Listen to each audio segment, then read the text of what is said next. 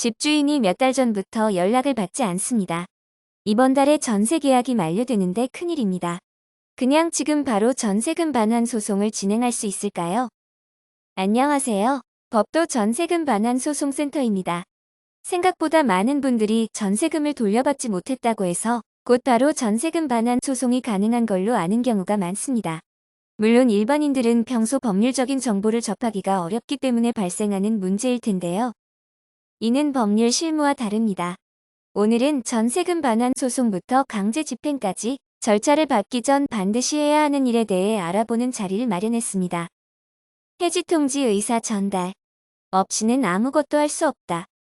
오늘은 정답부터 알려드리도록 하겠습니다. 전세금 반환 소송을 하기 위해서는 임대차 계약이 해지되어야 합니다.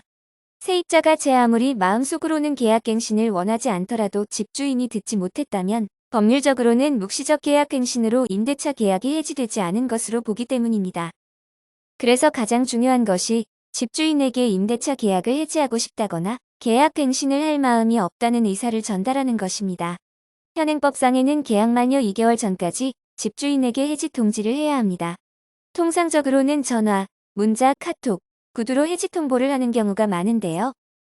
법적인 문제가 우려된다면 앞서 방법을 기록해두는 것이 좋으며 내용 증명을 통해 계약갱신을 하지 않겠다는 의사를 전달하는 것이 좋습니다. 만약 해지 통지를 거부하는 집주인이라면 변호사를 선임해 내용 증명을 보내면 변호사 이름이 들어가기 때문에 집주인에게 심리적인 압박을 가하는 효과도 있습니다. 이사할 시간이 다가온다면 임차권 등기 명령 신청. 만약 다양한 수단으로 해지 통보를 하였고 심지어 내용 증명까지 보냈는데 해지 통보를 집주인이 거부한다면 어떨까요? 여기에 소송을 하자니 이사갈 날짜에 맞추기 힘든 경우라면 세입자의 마음은 애가 탈 것입니다. 이럴 때 세입자는 소송보다 먼저 임차권 등기 명령 신청을 해야 합니다.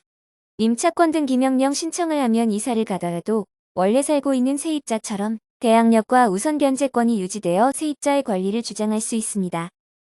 이 모든 것이 완료됐다면 소송과 강제 집행. 앞서 소개한 두 단계를 모두 완료한 세입자라면 이제는 본격적으로 전세금 반환 소송에 들어가야 합니다.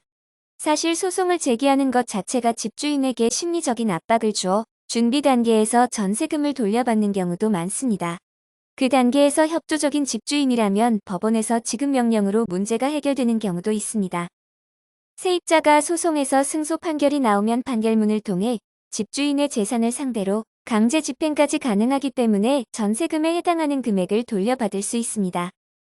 전세금 반환 소송에서 기본 요소는 계약 해지 통보. 지금까지 전세금 반환 소송에서 가장 첫 번째이자 잊지 말아야 할 사항에 대해 살펴보았습니다. 다시 한번 오늘의 내용에 대해 정리해보면 세입자는 집주인에게 계약 만료 2개월 전까지 해지 통지를 반드시 해야 합니다.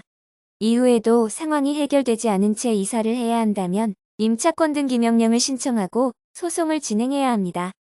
방법은 간단해 보이지만 실제 본인이 그런 문제에 빠져 있다면 쉽지만은 않으실 겁니다. 그래서 법률 전문가의 도움이 필요한 것인데요.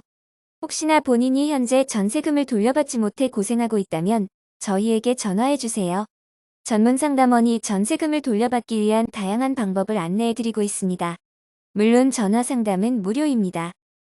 또한 네이버에서 법도 전세금 반환 소송센터를 검색하시면 홈페이지를 통해 전세금 반환에 관한 다양한 정보를 제공해드리고 있으니 이 부분도 참고해주시기 바랍니다.